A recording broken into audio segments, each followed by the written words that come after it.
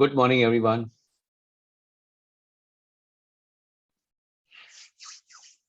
Hi, Project. Morning. Good morning, Swaroop. Good morning. Hi, Shreya. So, good morning for me. I'm in Goa. This is vacation or work?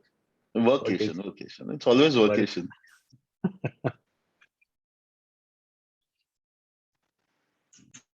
Oh, Nitin has also joined up early. Good morning, Nitin.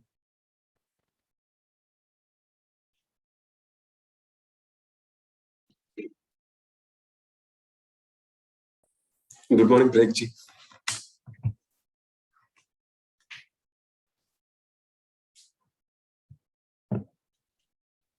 Morning, Shreya. You're on Morning. mute. Good morning. Good morning. Morning, Project. Hey, Ranjit. Morning, Good sir. morning, Project sir.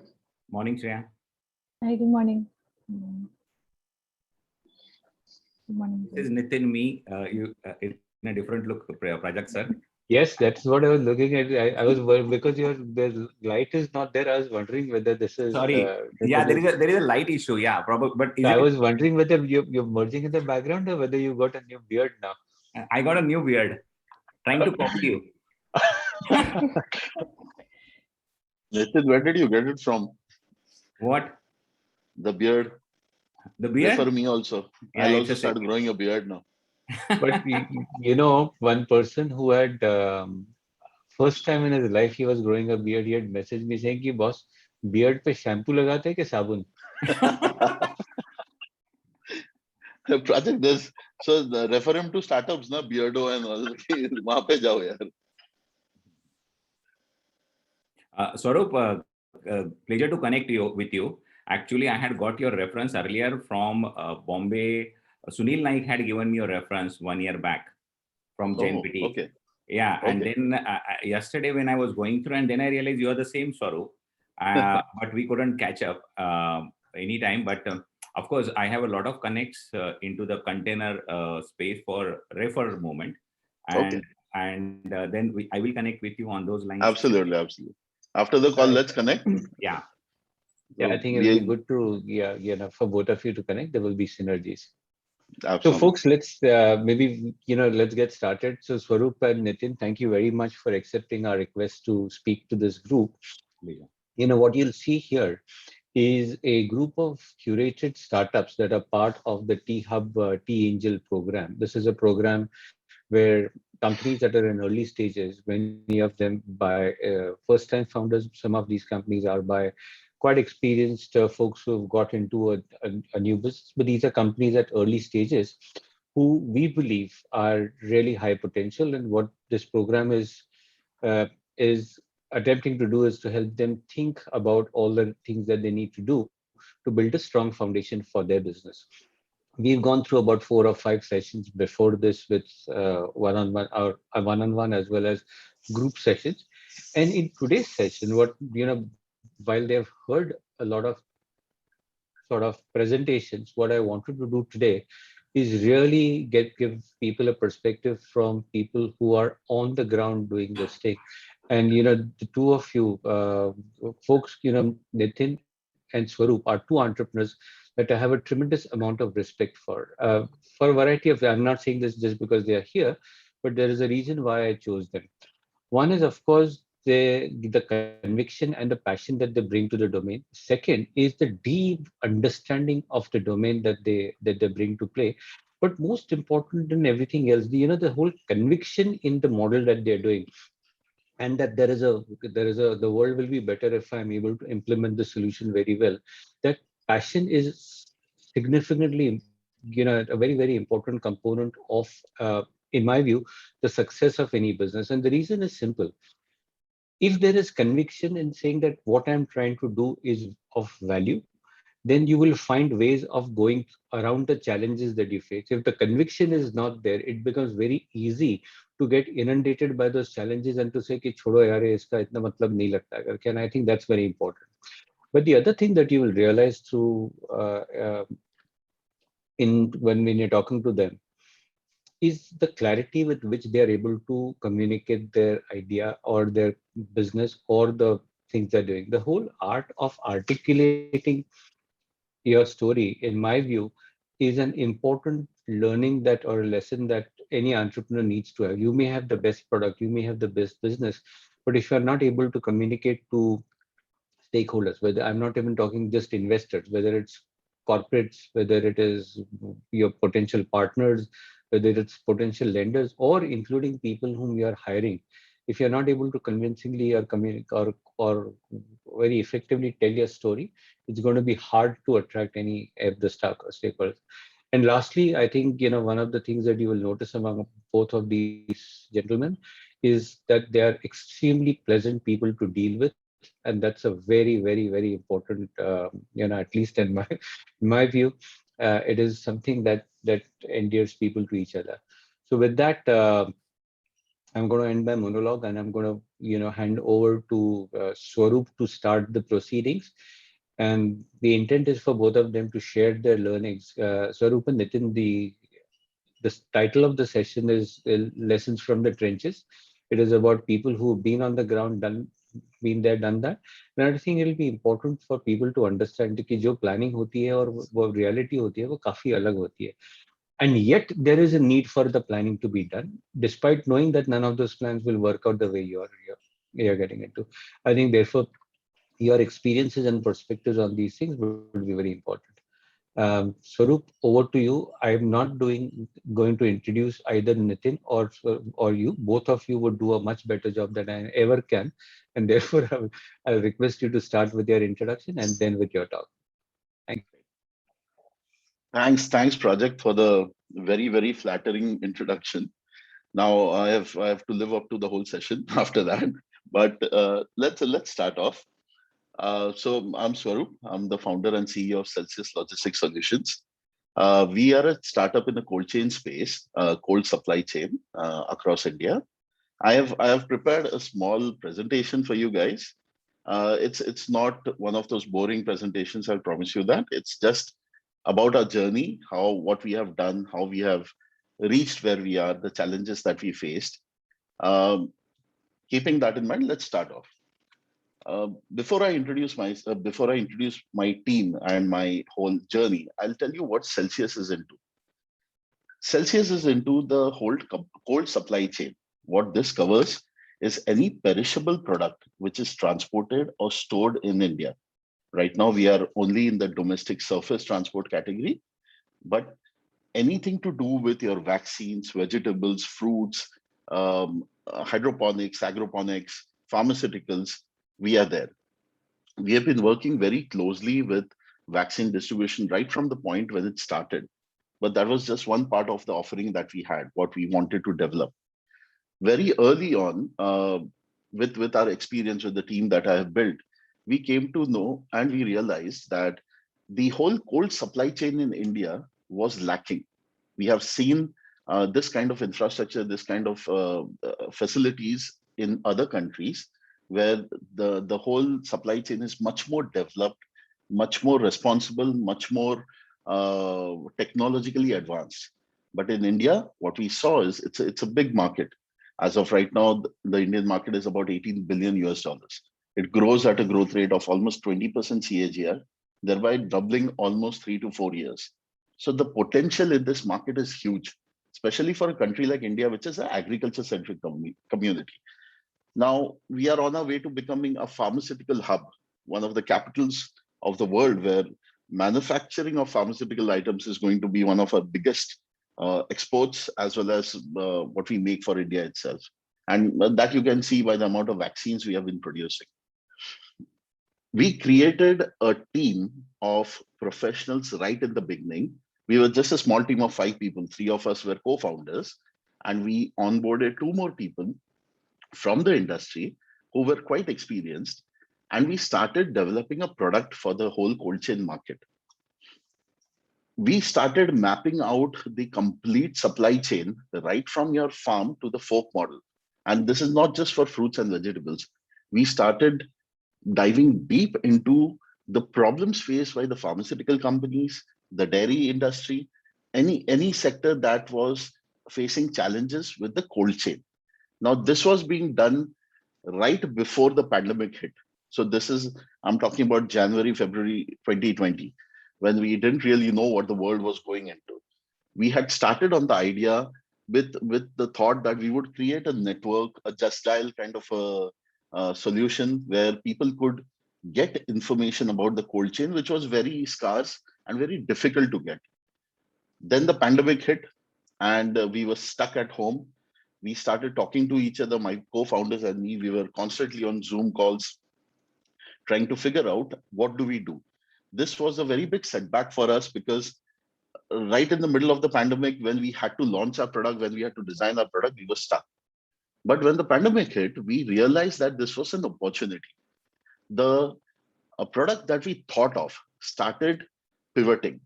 Instead of making something like a just dial kind of a information gateway, we decided that we are going to make a marketplace for the entire supply chain.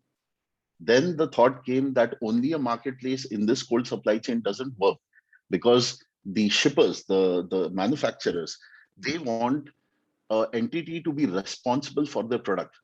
Guys, this is a perishable item.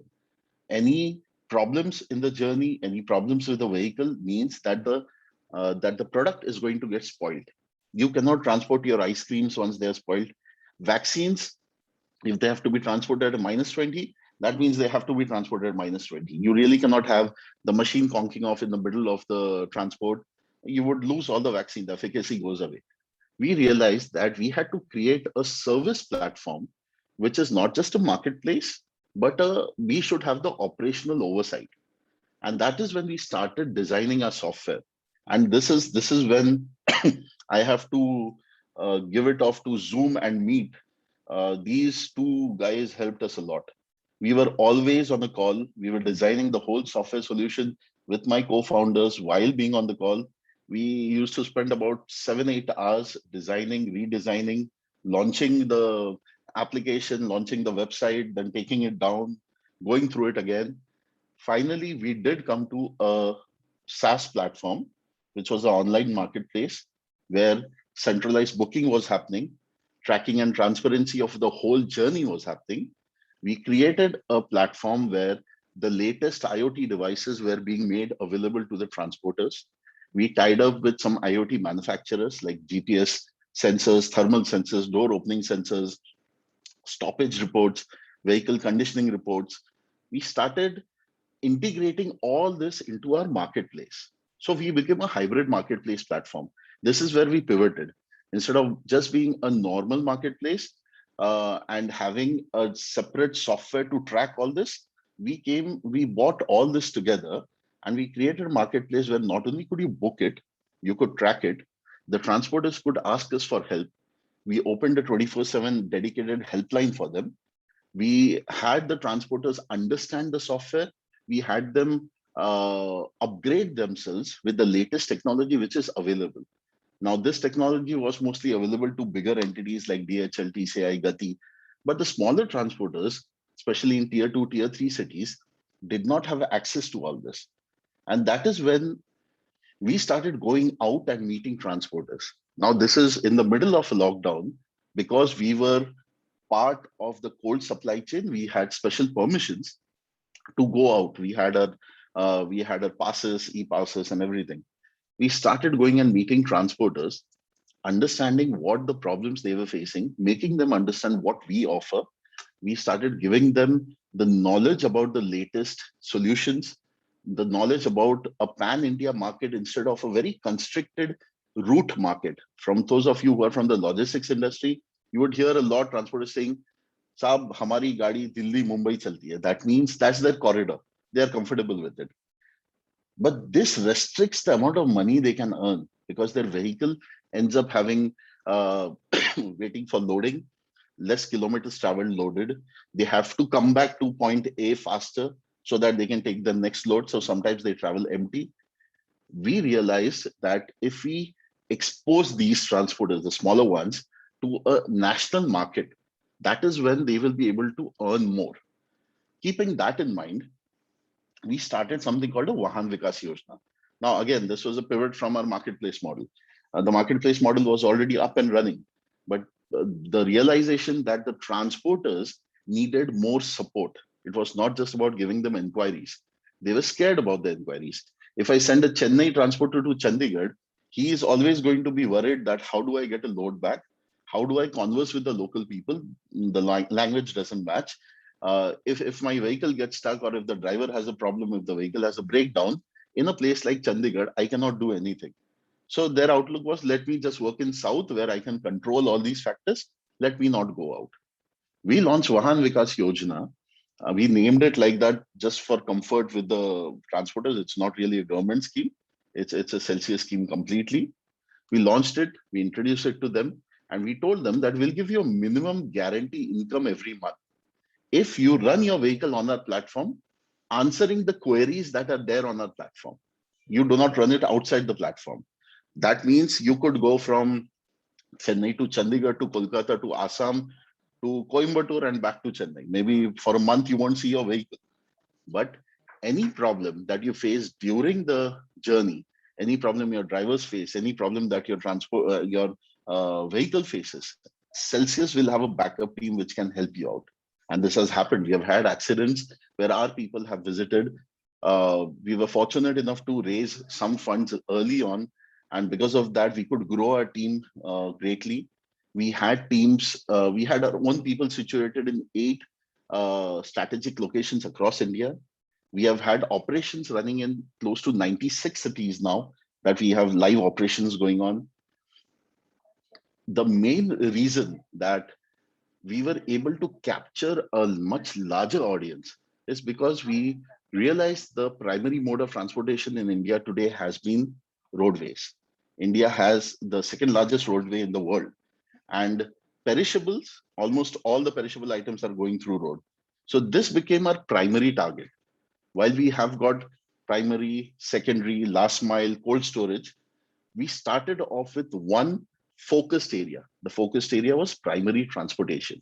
We really we did not delve right into everything. We started off with only one section, realizing that when you do that one section the best and then move on to the next, you will start getting market confidence. You'll get confidence on your own product, and then you can start the other sections. You can concentrate on one part of it with a smaller team, grow the team, then grow your offering. Starting this, we came to, like I said, 96 cities. We are hoping to go to many more cities now. Right now, we are hiring about 5-10 people every month in operations, in sales, in tech building. Our whole tech team sits in Bangalore with my tech co-founder. I am sitting in Goa right now, but I'm only on a vacation. So we are now spread out across India. We keep traveling, and we keep meeting more transporters, more shippers.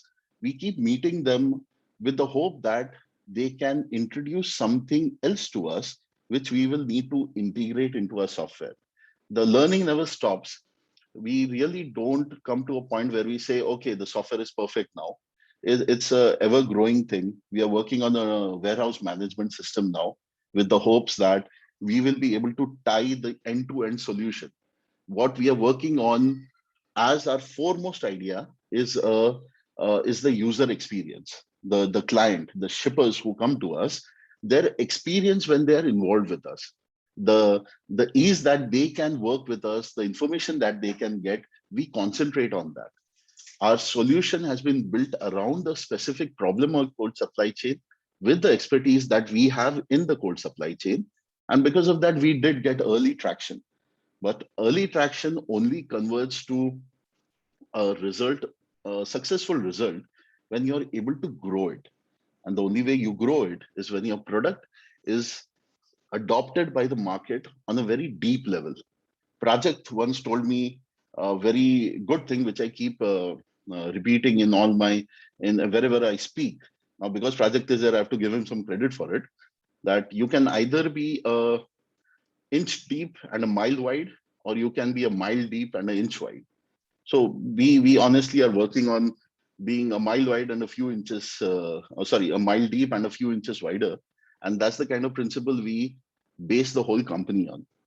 There have been pivots, there will be more pivots, but the decision to pivot quickly is one of the it's of paramount importance. You need to understand and you need to realize when you need to change something, when you need to integrate something else, or when you need to just run with your idea. You need to trust yourself, you need to have the confidence, and you need to give it time. That's how you, at least for me, that's how we have grown the business. We have come to a point where now, fortunately, we are getting awarded for our whole hard work. It's always good to receive an award. We were here for the award ceremony only. Uh, and we are hoping to grow the whole network over the next year to cover more than 500 to 600 cities. And that's the plan. And we have been working with project, and that's how we are going ahead with it.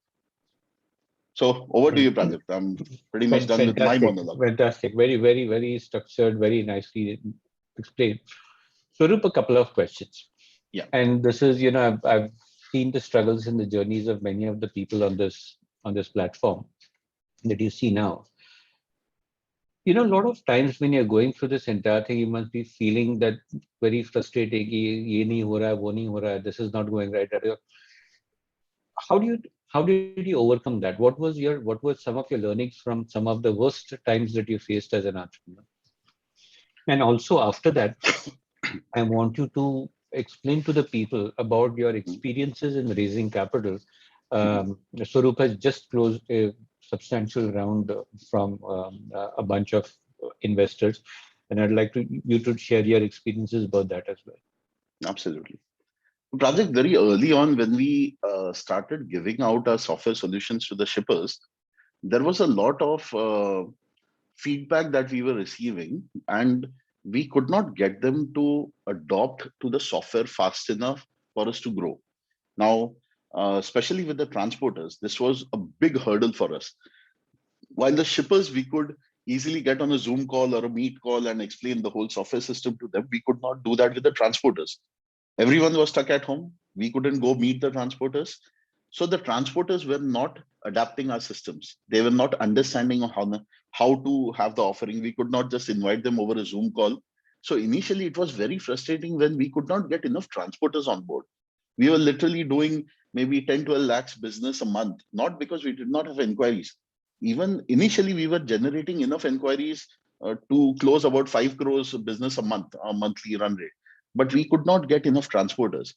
That was the point when we even had doubts whether transporters would adopt to our system, whether they would want our systems or not, or will they just follow the age-old method of calling people, booking a gadi, negotiating on the platform. And negotiating was one big factor which the transporters kept telling us, "Ki sahab, humko wo rate nahi jamta hai." So that is when we introduced a bidding system into the whole software system, so that they would be more comfortable to bid for a load. That period was the period when we were the most vulnerable. We could have either just shut down, gone back to our jobs. We were earning well enough, but fortunately for us, we sustained. We kept on fighting. We kept on taking out solutions. We started with one transporter, and literally I hounded him, this Mumbai transporter. I used to go sit in his office and hound him, ki, why are you not using? You tell me your problems. You tell me how I can solve this. From that learning, we started so slowly developing the transporter part of the software, where they started adopting more.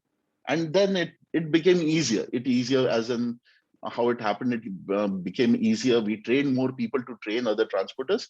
And now we have more than 3,500 vehicles onboarded, and we are doing pretty well now. So we are hoping to get more transporters on board. So fantastic, very good to hear about that. But before you get into your journey about fundraising, just want to know, does it ever get easier? no, if it was one, now we worry about 1,000. So now it's about how do we get that 1,000 guys on board instead of that one guy. And I really cannot go and sit in 1,000 homes and hound them. So now it's all up to the team that we are building. Guys, trust me, one very important thing you would do when you're starting the startup journey is get the right co-founder, is get the right team.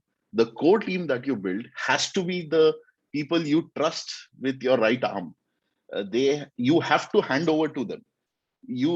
As a founder, you will always want to be involved in every small thing that is happening in the company, but that is detrimental. You will end up messing it all up.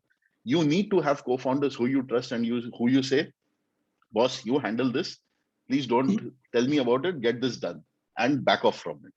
When you do that, you open up your mind to many other things that you can do for the business. And I've been fortunate enough to get good co-founders. If you don't, go looking for co-founders. I think Project can get you many more co-founders. That's one way to go about it.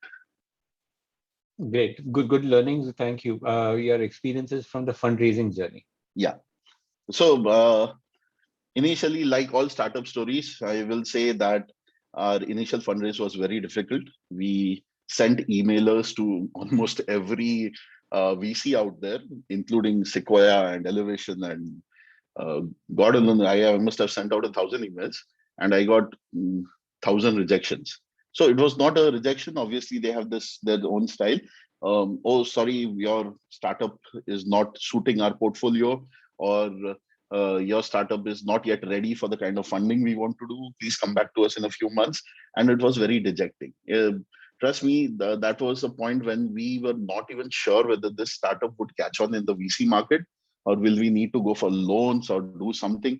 We never had the thought that we'll not do it, but we were like, should we raise debt, kahin se udhar le lo, kuch karo to keep this running. We kept at it. In between the three co-founders, I took on the role of contacting VCs all the time. I kept on talking to them. Then we broke our first investor in a pre-seed round with Ivan, Eagle Wings Venture. They were a small startup incubator kind of a program where they took us on. They gave us the learnings about on how to prepare a pitch deck. Our pitch deck was horrible. Now I realize that, because we made a pitch deck which was I think 30-40 slides long, and I don't think anybody looked at it. They helped us make the new pitch deck. They helped us refine our pitch. We worked on projections, we worked on numbers, and then we went out again into the market. We raised a pre-seed round with few angel investors, and that gave us the boost and the confidence that we can do something. The next came, obviously, talking to VCs, getting them onboarded. We were fortunate enough for having a VC like Loomis Partner enter us very early on, which only validates what you're doing. Now we are again starting our fight for the next round, which is going to be equally difficult. Raising funds is going to be a major portion of your life. It is always going to be a part where one of the founders has to be involved all the time, and this founder has to be a good orator, be able to iterate the whole solution to the VCs. Like Project says, it's not about what product you make. Obviously, everyone wants to make a good product, but you need to be able to explain the product properly to the VC. The VC might not be from your field. They might not know anything about your field. So it's up to you to make them understand and make them realize what you are trying to build. And that's how you go about it. We are fortunate enough to have good people on our cap table who are helping us with the next rounds. But guys, never be disheartened if you get a rejection. Trust me, that rejection will lead to that one VC who will tie up with you, and he will push you to go ahead and take the journey ahead. Just wait for the right VC to come through. Varup, if you had to do this again, if you had to do the fundraising process again, what is the one thing that you would do differently than the way you had done it before? I would talk to a few industry professionals in the startup community right at the beginning instead of going at it by myself. I made some very fundamental mistakes, like in preparing pitch deck, making it too long, not giving over information, even on the first email. I would talk to industry professionals, maybe some mentors, some incubator program, where they could help me prepare my business to be presented in front of a VC. VCs are looking for a very set number of information when they first contact. It's like a first contact with an alien. You don't really go with Bollywood ka masala song and all. First you go and say hi, hello. So that kind of a preparation is what is needed for any startup founder before they approach a VC. So the only thing I would do different is quickly talk to a mentor or startup advisory person in the industry. Good.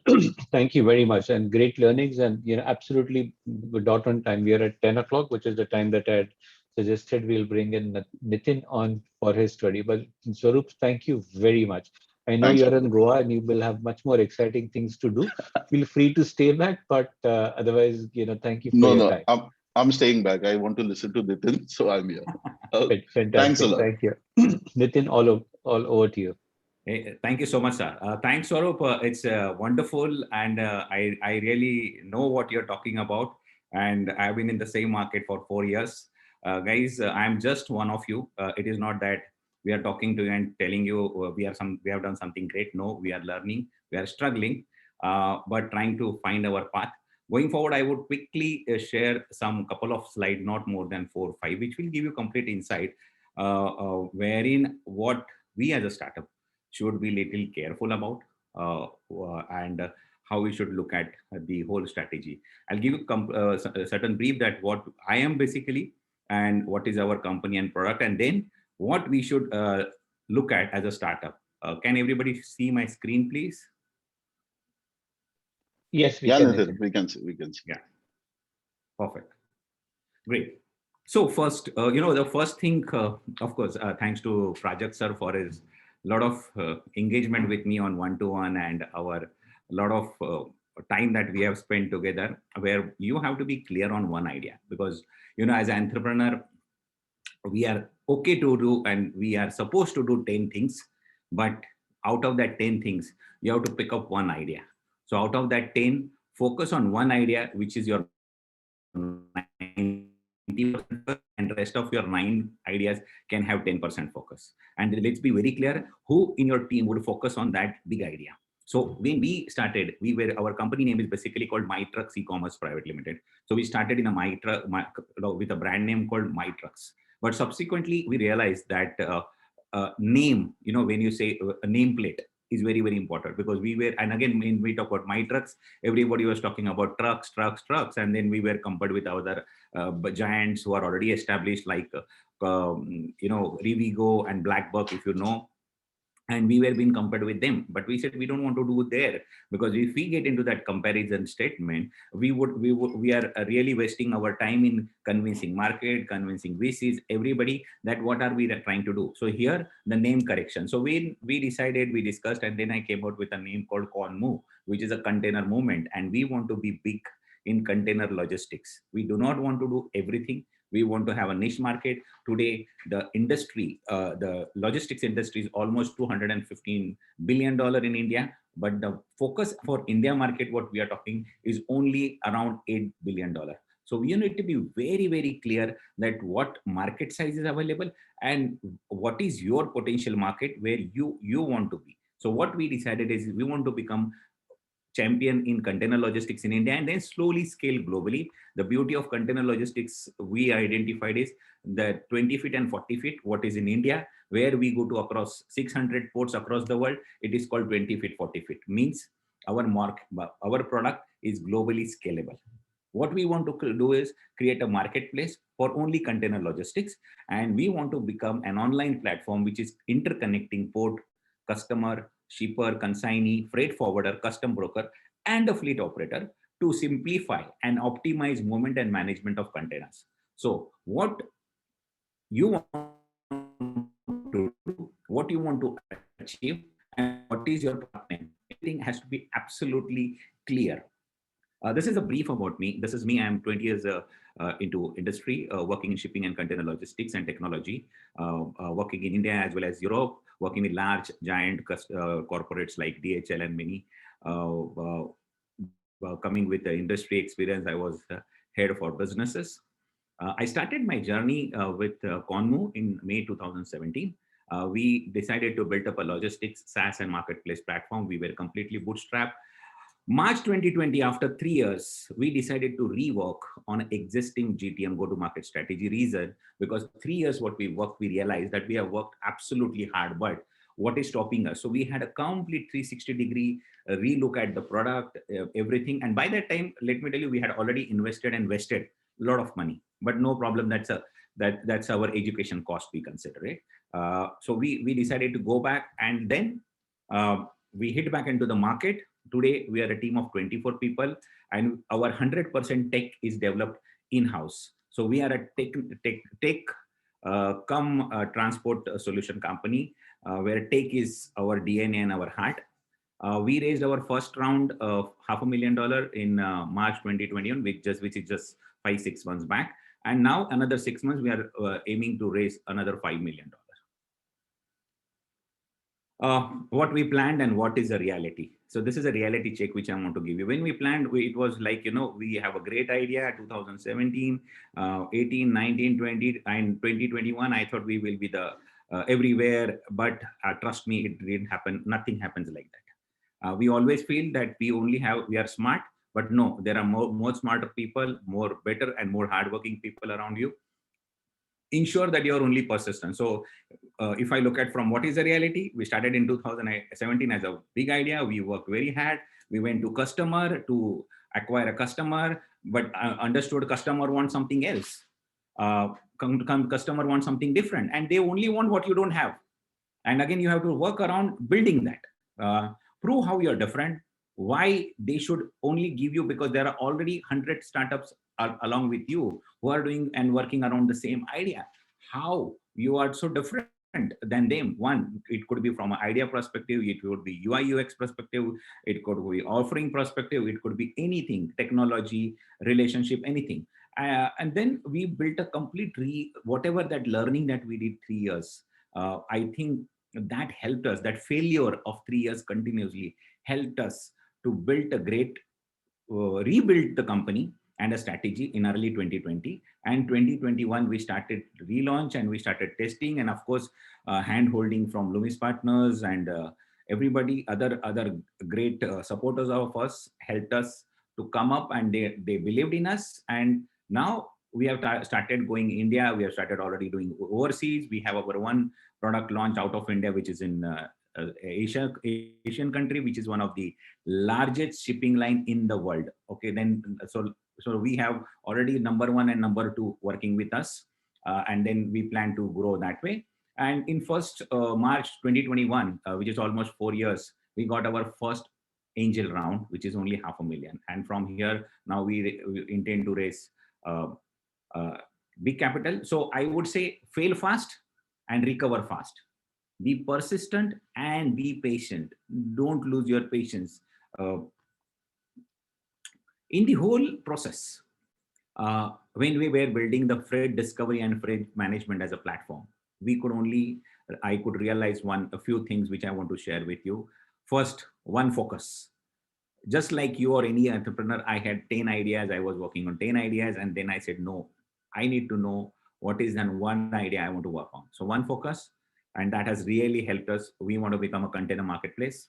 2, what is the enabler of our business? We understood it's a technology. Then how great, how adaptable, and how good our technology could be from a back end, front end, UI, UX, CX, everything. So we transformed the website, everything that we reworked on, from a mobile app, everything look and feel. So we hired good people, we hired good agencies to do that, and they did a wonderful job. Third, the biggest challenge you will always feel is adoption, because before you come, there are already people sitting like in our industry, where you have legacy softwares or legacy solutions like SAP, Oracle, which are already sitting in the corporates. And then how you can have a middleware, you become a middleware. Don't try to replace them. Okay, I always believe that here we need to collaborate. We need to start thinking from a collaboration point of view, not competing point of view. So adoption. Then what you need to really overcome is a resilience, because your solution might be great, but always people here have a reason to not use your technology. So there is going to be huge resistance. Make your strategies and ideas, how you can overcome those resistances. And very important is the speed, how quickly, because it took me 3 years to fail, but I cannot take 3 years to recover. I will be out of the market. So when I failed for 3 years, I had to do entire revamping in only 6 to 9 months. And we did that. We worked 18 to 20 hours and made that entire transformation. And built up a good product back to the market, got it to the market. And trust me, now today we are tasting success, and we have a lot of success story coming forward, where we look at ourselves to become a unicorn. So the important takeaway I would say is that key learning in the journey is a change. Change is constant, whether it's anything that you talk about. But then co-create. I always believe when I go to customer, I don't say that I'm your customer, you're my customer. I always tell that I'm your partner. We want to do a partnership with you, and I want to co-create with you. And I also want to give a credit to you for your input that you give me to make my business better. Shreyas, somebody Shreyas, I can say hear some noises. Shreyas, if you can keep your Shreyas. Yeah, if you can, yeah. Okay, co-create. Then capital. Capital is very important. We initially we all have to be bootstrapped, because day one nobody is going to fund you. So when you're using have your capital, use your capital very, very, very wisely. Do not invest or do not get carried away with anything. If you want to invest anything, you don't have an idea, take help of some mentor, advisor, who might charge you some money, but end of the day, you will not waste your money, which we did largely, which we realized. But be very cautious about the capital. And lastly, I would say is the compliances, because if you are not compliant, if your MISs are not in place, if you don't follow the micro level monitoring, the what you're spending, what you're earning, whether it's positive, whether it's negative, month on month, year on year, if you don't have this analysis, nobody is going to fund you. Let me tell you guys, you need to have your micros. Your product might be world class, but unless your compliances are not in place, nobody is even going to give you 1 rupee. Let me tell you. So these are my key learnings. Then GTM, everybody, when you go to investors, because all sitting here is that how soon, how quickly, how better I am going to get invested. That is the only thing which is running on everybody's mind. But unless you don't have great GTM, go-to-market strategy, nobody is going to again pay you. So I would say only few things, which is a CAC, which is a customer acquisition cost, to CAT, which is a customer acquisition time, and then CLV, customer lifetime value. Please start working around these three, because every investor, when you go, end of the day, he will talk to you first level, where you will say, hey, I had a great presentation, I won it, and I think, but second round, third round, as you go, everybody is going to get into the deeper, and then you will lose or you will delay. So your product is great, but if you don't have this answers ready with you, you will face a very, very big challenge. Three things, very, very important in the business. And this is the core, I believe. Customer, for me, customer comes first. And let me tell you, customer is more smart than you, or more smart than us. They know what they want, and will always ask you what you don't have. Very clear. Second, try for that 3 to 5 anchor customers to make your product better. But you have to take customer in confidence. Tell them, hey, look, I am a startup, I'm doing this. You tell me what I can do for you, and let's co-create. Because when you co-create, you understand the industry problem. You try to co-create with them. Then you are solving a very big problem for a very big customer. And then that can be replicated with 5 or 10% changes would happen at every level with every customer. But you need to get those anchor customer, because that builds your confidence and helps you to grow and make your product better, because they are going to give you outside in view, and that's very important, because we always work on inside out, wherein we think that I am right and I want to sell my solution, but no, that's not the fact. Get those anchor, just focus on not 5,500, first 5 customers, I would say, who would make you product. Chase customer success and investor will follow. I always say, when you say, you don't try to be successful, you make customer successful. When you become customer successful, you automatically become successful, and then investor will chase you. When you talk about investor, they are more smarter than us, and they know more smarter guys than us in the market, because they're every day evaluating hundreds of people like us. They know where to invest and thesis of every investment, why they want to invest and why they don't want to invest. 50 plus investor will say no to you, and be ready, and please pitch into me at least 50 investors to hear no, because that no Why no, how no, when no will help you to make your product better. It is good for you and good for product, and to get an insight, because that learning no will become your habit and will boost your confidence slowly. And it has happened with me, and so I love hearing. So I know investor is going to say no.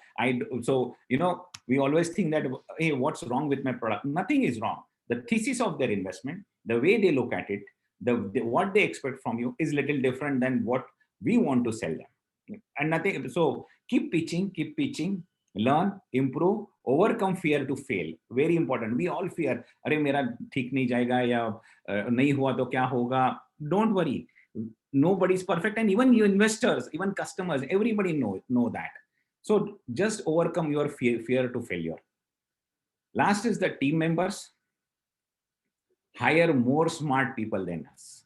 I always say, because if you want somebody, you see he is a potential guy, you need to pay him more than what you're taking. Or today in startup, you might be even not taking a salary, but you have to pay him 1 lakh or something. Don't hesitate. If you think he's going to be of value to you in your business, in your growth, please hire them. No worries. Money will follow. People and team are your biggest assets. And if you have a great team and good team members, it will only help you attract customers and investors.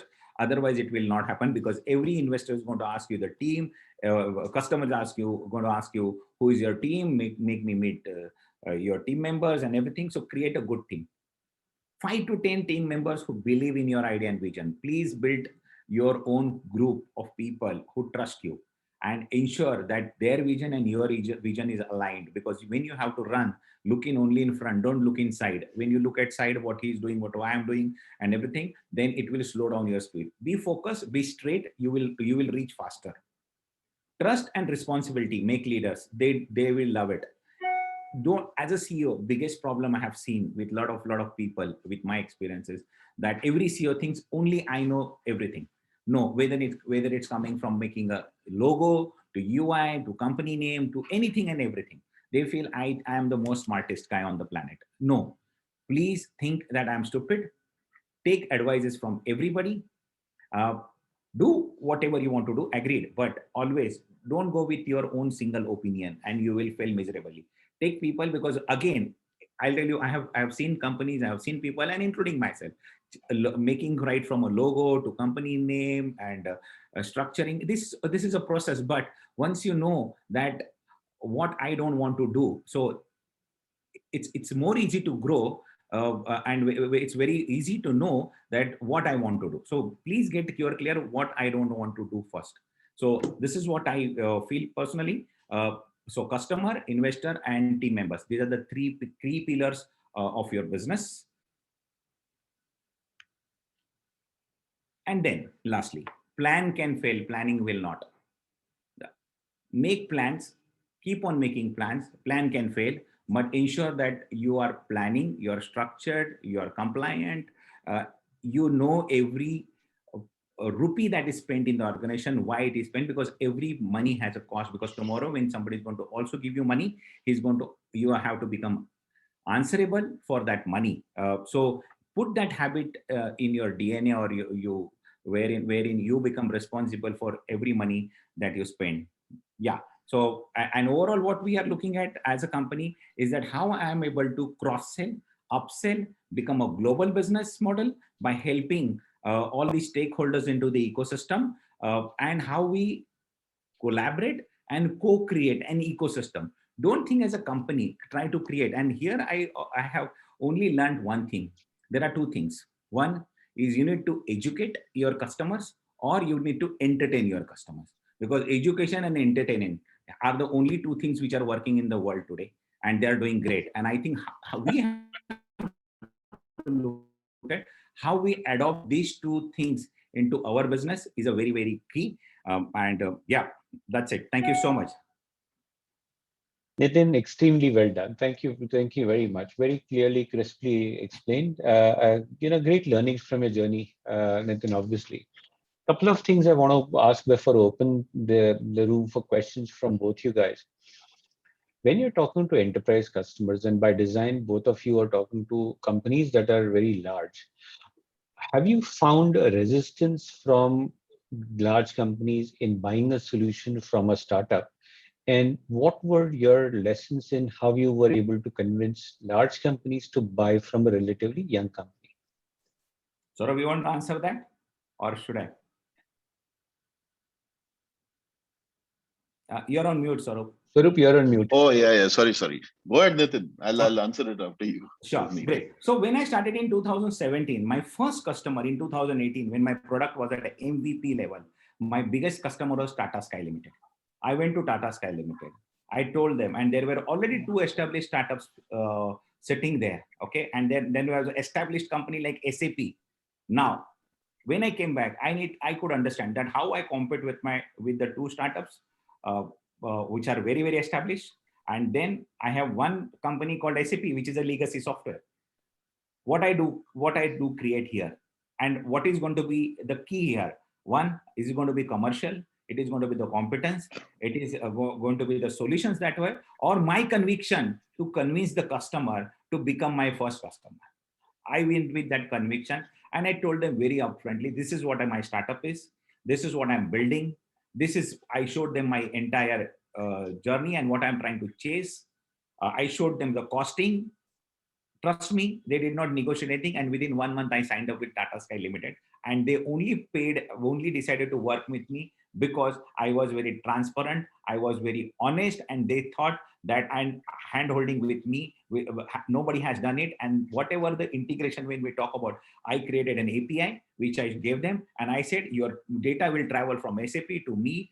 I become your middleware. I get all the 50 transporters connected with me, and all will get orders at a click. So what am I going to do? I showed them a value that today you have 10 people to manage these orders. I make it to 1 person. I save your 9 people, and you use these resources rather than hiring new resources. How these 9 resources can be implemented into the logistics, other domains. You have to be very clear. You have to understand customer. So when I understood customer, how many people are doing this job, how I'm going to bring a value, what is the saving I'm going to do it. Here, the point was not that what I'm going to earn as a money. The point was what I am saving for the customer.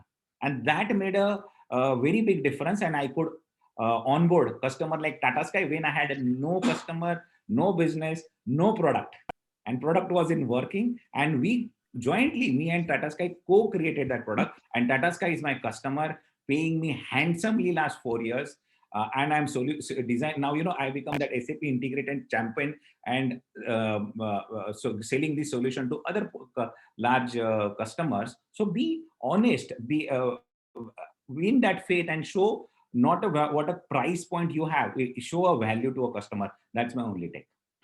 Wonderful. And I think this is, this goes back to the point that I was making earlier, that if you have the conviction and real passion about your product, that comes through.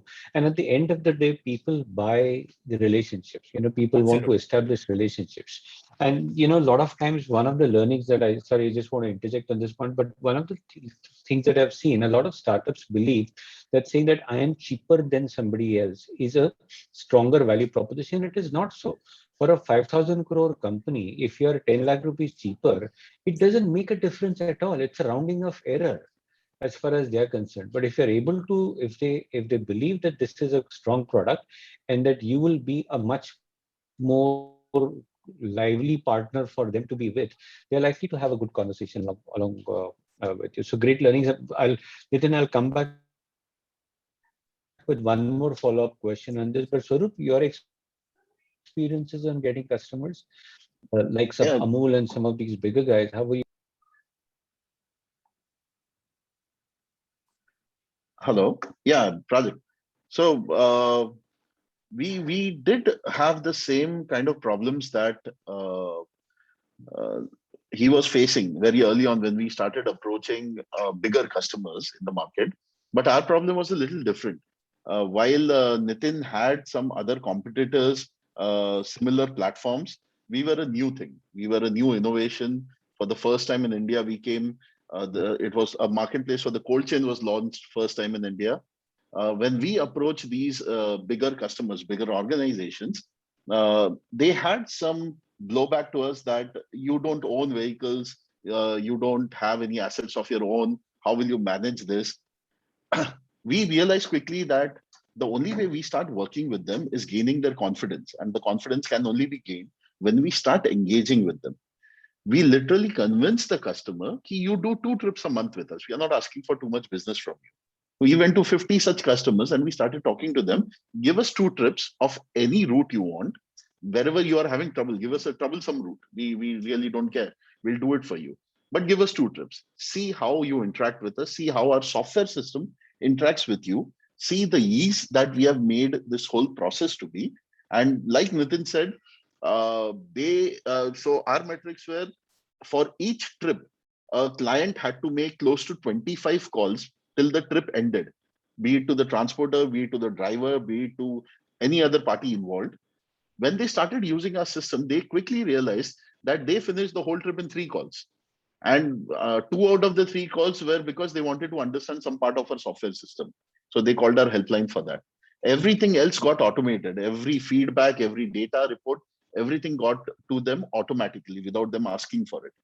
When this happened, the month after that, we started doing 5, then 20, then 50, and then we had annual contracts. So today we have got more than 40 annual contracts across India with companies like Amol, Godrej Agrovet, IB Group, big names in the food and pharmaceutical industries, who now work with us for an annual contract without us owning any assets. So the thought process of the whole industry that if you own assets, you can work with them has gone away. We are a marketplace and we are working very well with them.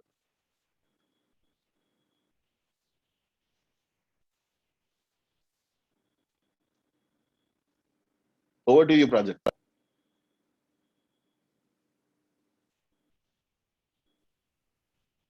I think Project got stuck.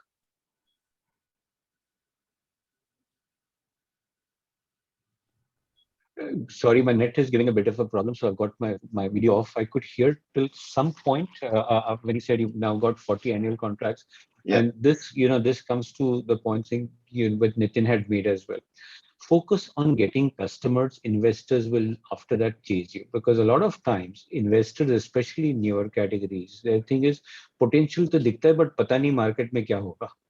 And the more you keep on giving them evidence from the market that the market is responding well, their internal confidence, etc., also goes up to the same thing. So there's no, I absolutely agree with what both of you had said in terms of customer focus is going to be a very, very important one for any business. And forget whether, it's for the investors, for anyone. Even if you had 100 crores of your own sitting into your bank account, it is important, or not important. The only way you can build a strong foundation is if your solution is making a customer happy and they're saying, wow, this is something that I can't live without.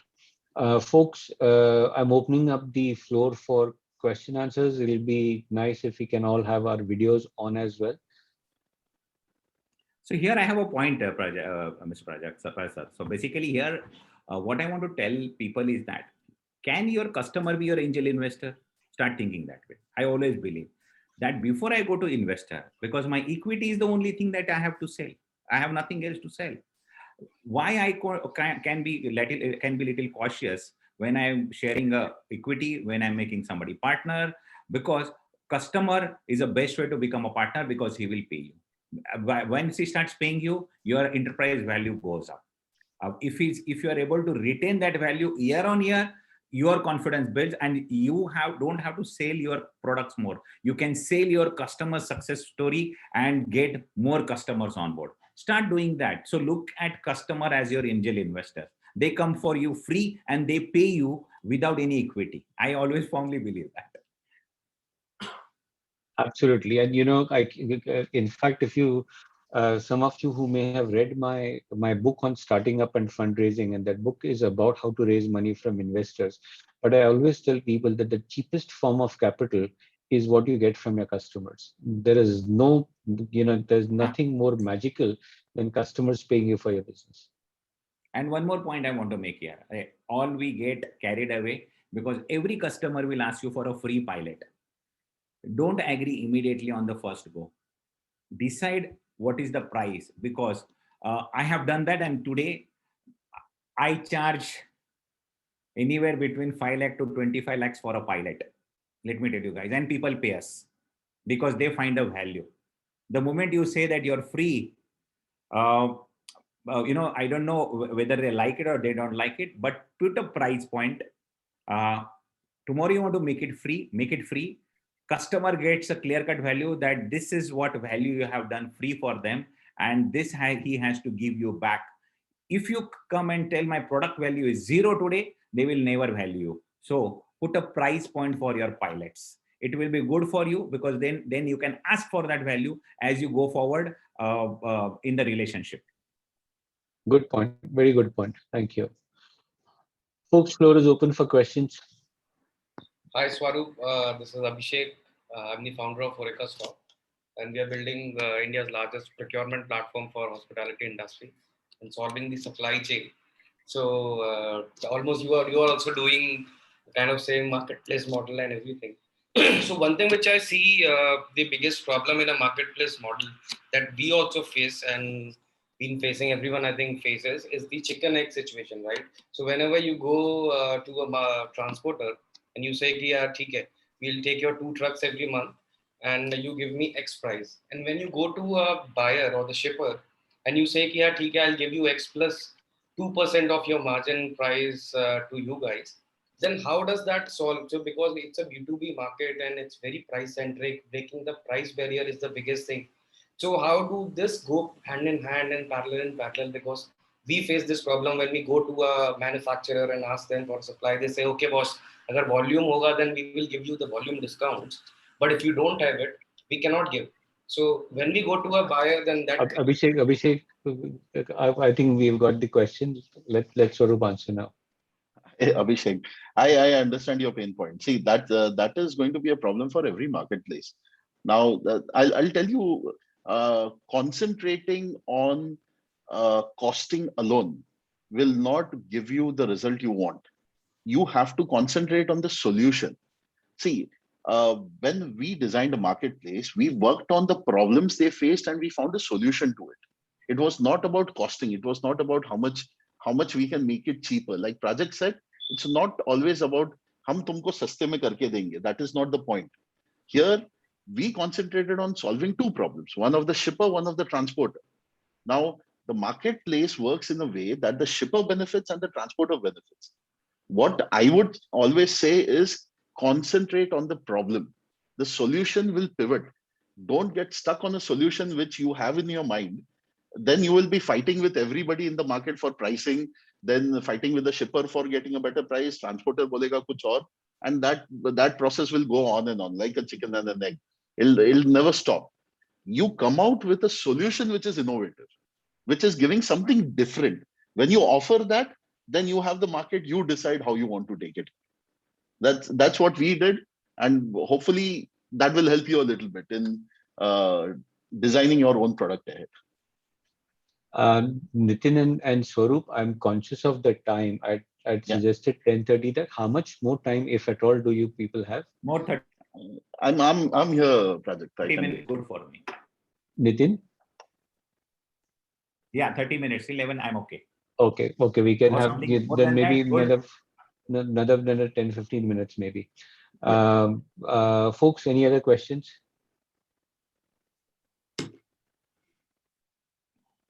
Hi, I have a simple question. Hi Swaroop and hi Nitin. I represent Exotron Systems. We are drone manufacturers from Hyderabad. We're working on warehouse solution management at this point. I just wanted to know how much your past experience before you thought of your startup did help you with all these things, because I see that you come with a lot of experience on this thing, and how much of it did really help. I mean, the context was the obvious thing, I guess. Nitin, I'll take this first. Then maybe yeah, you go can ahead. Yeah. I'm sorry, Siddharth, very honestly, in our field, the product that we designed was completely based on the experience we had. Because we knew the pain points that the shippers, the transporters were facing. We saw it happen over the past 15, 20 years. And we saw that it was not changing. So for us, we were fortunate because we knew exactly what the pain point was, and we could design a system to solve that. Now, the system was innovative, but the pain point still remained very true. So to answer your question, our experience helped us a lot in this. Without that experience, I don't think we would be here right now. It would take us a couple more years to reach that point. Right. Thank you. Thanks. Yeah, so going Siddharth, so from my point of view, one, what I don't know what is your experience into WMS first. Right. What do you know about warehousing? Again, when you talk about warehousing, it's a generic term. Warehousing of pharma, warehousing retail, warehousing fast moving goods, warehousing cold chain. Every warehousing has a different solution required. The algorithms, the solution, I think you are developing a software, am I right? Yes, sir. We are. Yeah. So when you're developing a solution, what is the problem for which domain, which audience are you trying to solve a problem? Do you want to become niche? Because everybody, when you talk about WMS, there are 100 WMS. I can develop a WMS, but I decided not to do a workout on a WMS. Now today, Swarup has decided to work on his own WMS because he has some captive customers who need a WMS. So what is that you are going to work on? Please understand it. What is the audience that you're going to do? What is the team who you are going to deploy, or a consultant who going to help you on do that? If you think today, because you are reading reports that warehousing is growing in this space and that is going to be a requirement and so many things, and then I can raise a fund, please rethink about your idea. Work on idea, what is going to work and how you're going to be different than everybody. Please understand, when I started building my trucks as a company, I was very clear who are my competitors, what they are doing, what they want to do, and what I don't want to do. So what you don't want to do or what we should not do should be more clear than what we should do. Please understand. Okay. I think that's a very powerful point, and I think both of you have made a very, very powerful point. And I'll illustrate with one example. Recently, and I may have given this example in the past. So excuse me if I've done that, but it's an important one. Recently in Silicon Valley, I was looking at a presentation by a company in one of the, and they were one of the finalists and got a lot of attention from the jury. If you look at chatbots, they're dime a dozen. There are hundreds of companies doing chatbots. So if you come and say, okay, I'm an automated chatbot, AI-based, this, that, it doesn't impress anyone. Even if you were to say, no, I'm a healthcare-focused chatbot and stuff, even then there are hundreds of people. This one company had said that we have an automated chatbot for dental clinic bookings. They had gone so specific, and their point was, again, this is something that I keep on talking to people. If all you need is 500 customers, it doesn't matter whether that 500 customers comes from a pool of 10,000 or it comes from a pool of 10 million customers. But with a pool of 10,000, you have a much better chance of building a visibility onto that. One of the companies from T-Hub, and this was from my 2019 batch, I think, company called Statwick, which has raised again a very substantial round recently. Earlier, so they have a blockchain-based track and trace solution, which can be used across any industry. But now, also because of the opportunity, they have focused on being a focused player for vaccine distribution. And they have actually called their product Vaccine Ledger. And guess what? Right from Gavi and UNICEF to all of these big guys have actually adopted the solution, and now they have gone global, and they are literally on a rocket ship kind of a thing. But I don't think that would have happened if they were said that we are any industry, any vertical, any kind of thing. We are a blockchain-based trace and track solutions, because then we are benchmarked versus 25 others, including the likes of Tech Mahindra and any other system integrator that will go to them and saying, "Hamare paas bhi trace and track hai." But good points. Thank you. Next question, please. Ranjit and Ranjan, I think you guys, because your industries and the dynamics of your business would be similar to both theirs, I thought you might have some questions. Yes, sir. I think they were quite clear in their presentations. So we'll ask if anything specific comes up. Okay, fair enough. Anybody else? Vijay, your thoughts on because you are one of the more experienced entrepreneurs in this group. I also want to get your perspective on the thoughts that were shared by these guests. Thank you, Vijay. Nathan. Sorry, I'm Not too well. My apologies. I've not been very interactive today. Okay, here is my biggest challenge. I'm in a space where it's not just easy to go to a customer. We are in the digital healthcare space or digital therapeutic space. Compliances is a huge nightmare for us. Whatever we do, the customer comes back to saying, are we compliant? Are we having regulatory matters and things like that?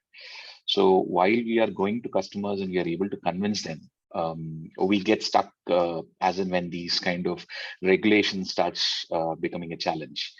I'm not sure if you guys have faced Swaroop or Nathan, either of you have faced anything that comes in the form of external factors which allows you or makes it difficult for you to engage with the customer. That's the question. I don't know if I phrased it right, but I've just tried to do my best for the moment. Absolutely, we Thanks, do come. We do come across huge compliances. Let me tell you, my solutions are being now evaluated by IBM in France for one of the largest shipping company in the world. My solutions are being evaluated by largest shipping company in Denmark. When they come to me with a 150-point checklist because data safety, data privacy, data migration, DR, CR, what is your live, what is your hot, everything. And trust me, we try to comply everything.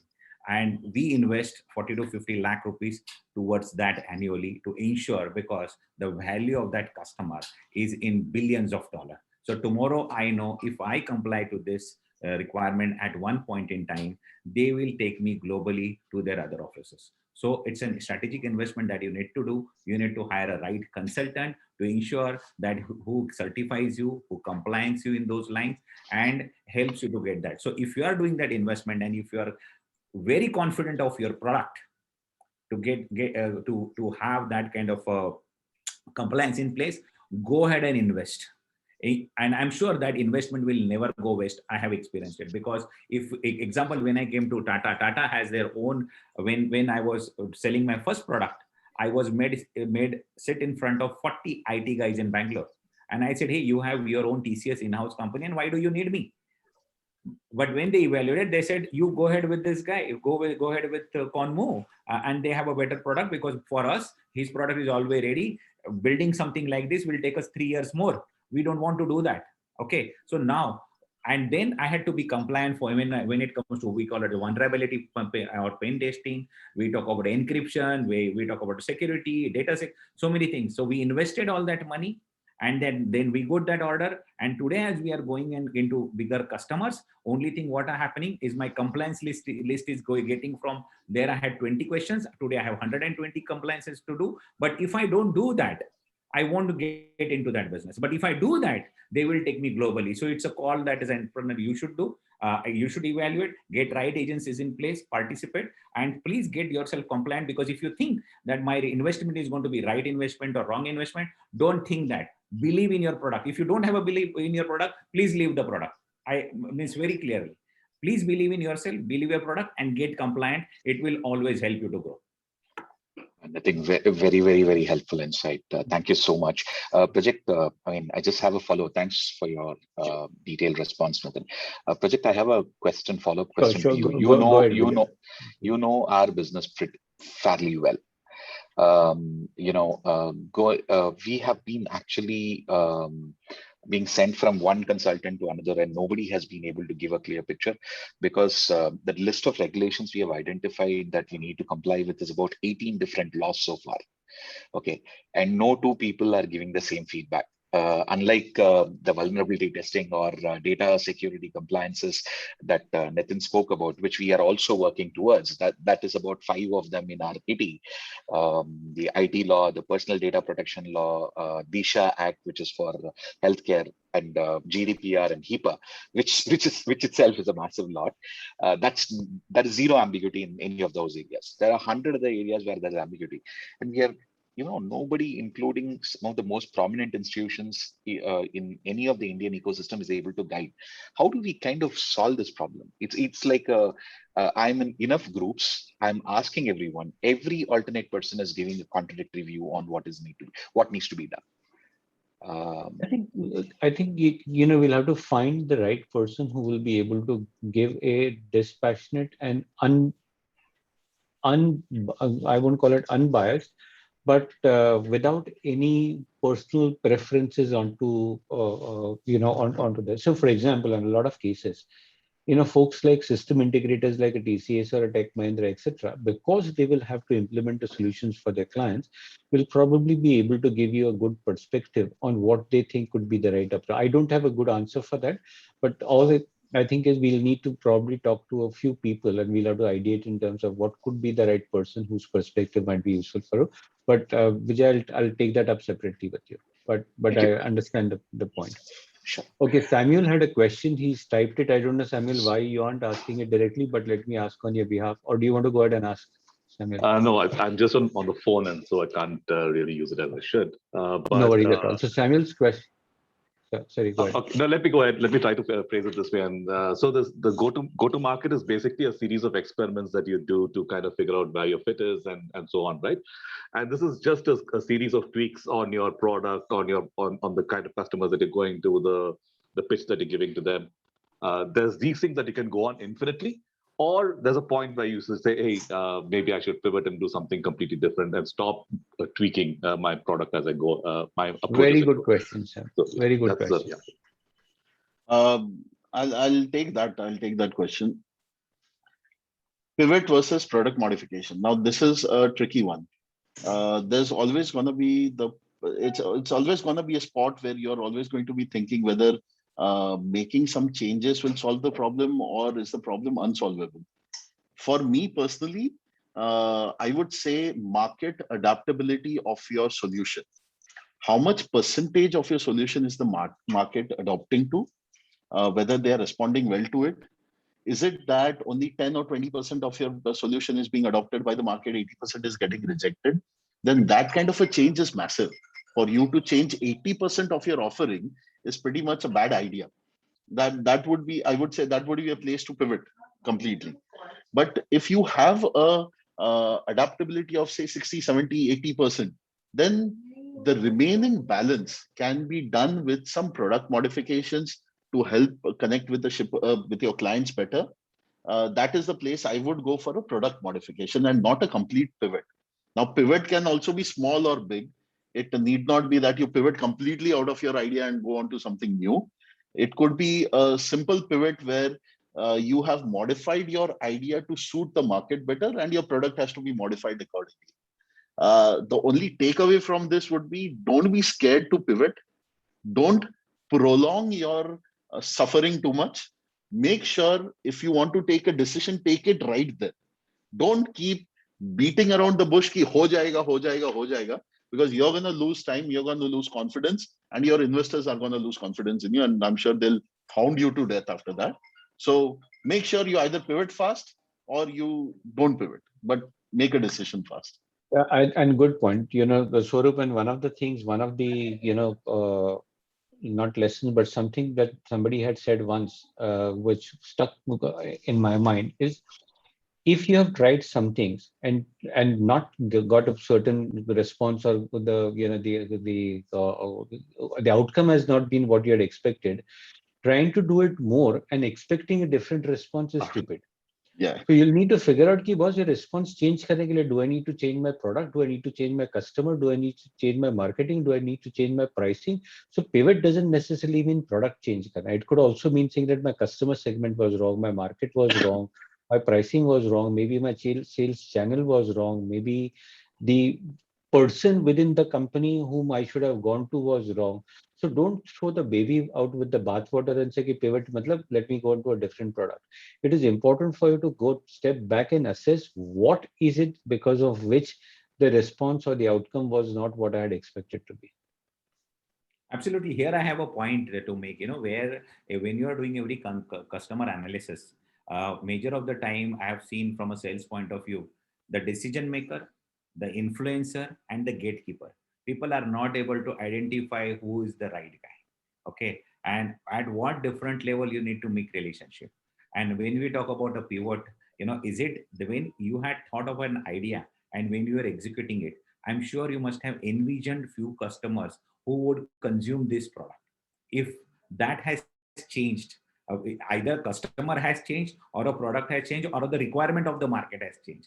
You need to evaluate across all the parallels for the product before you take any drastic decision, because it's going to be waste of time. And then, as I said in my speech, speed is very, very important. How quickly you can revamp and go to market before the competition enters, or the customer takes another competition's product and we lose the market. We have to think about this.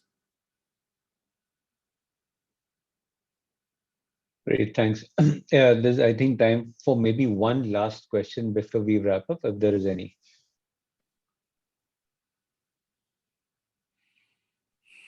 Ranjit, you have a question, I think. Yes, sir. So actually, I wanted to know a little bit about the putting the price point for your pilot. So, and also want to know, when you spoke about co-creation, right? Any IP kind of problems you guys face later on in the journey when you're co-creating with the customer, when you're dealing with these enterprise clients? So yeah, you can so touch when it on comes the piloting process. Yeah. When you talk about co-creating, okay, of course, I work with world's largest companies, and where I co-create for them, you have to be very, very clear that algorithm is your property. Point number one. When you talk about co-creation, if IP is going to be your idea, because end of the day, everybody has an idea, but what algorithm to write, how that will function, how that will product or that idea will get delivered, is your take. So ensure that IP is always with you. If they say this is your IP, you are getting in a big problem, and don't sign that document. Firstly. Secondly, when you talk about a pilot, it is about what is the size of the customer, what is the size of customer's market, and what is the solution that you are giving, and how it is going to solve a problem. So when I say as a pilot, we start from 0 also, we start at 1 also, we start at 5 lakh, 15 lakh, 50 lakh, anything.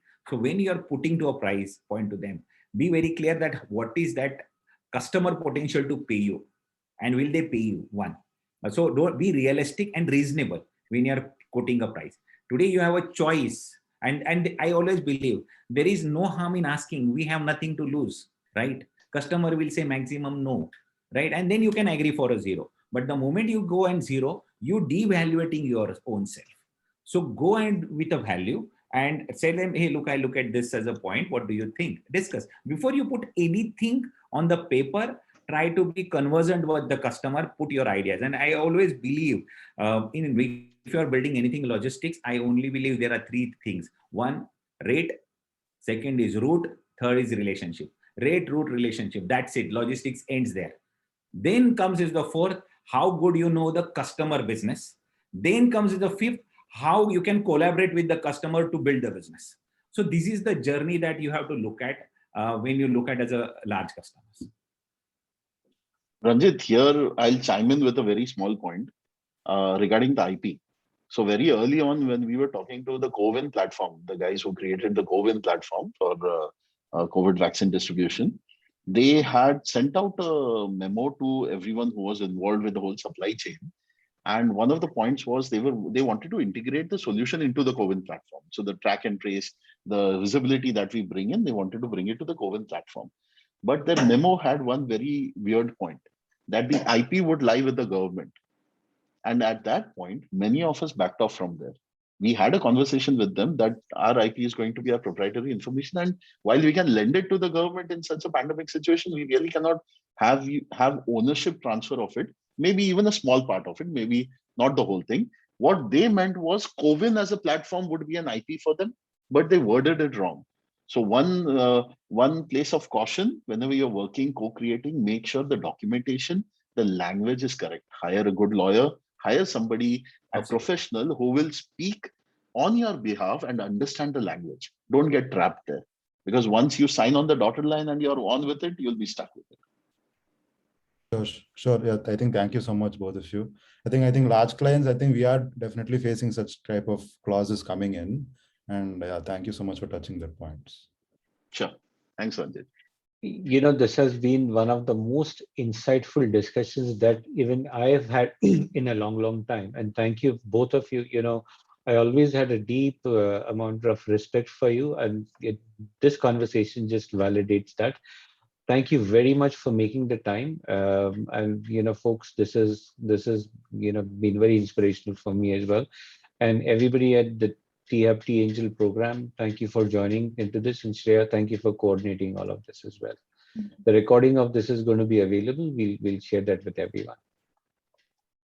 Nitin, Swaroop, thank you. Have a great day. Thank you, and have a sir. great Thanks. weekend. Thanks a lot, Project. Thank you, Bye, everybody, Nitin. and thank you for listening to us. Even we might go wrong because even me and Swaroop, we are also growing and learning. Only thing, Yes. I think we have done something right. That's why we are sitting in this position. Yeah, that's And why wish you all Loomis the good selected luck. us. Wish you all the good luck, guys. That's why Loomis selected us, I guess. Thank you. Thanks a Bye-bye. lot, guys. Thanks a lot. Bye. Thank you.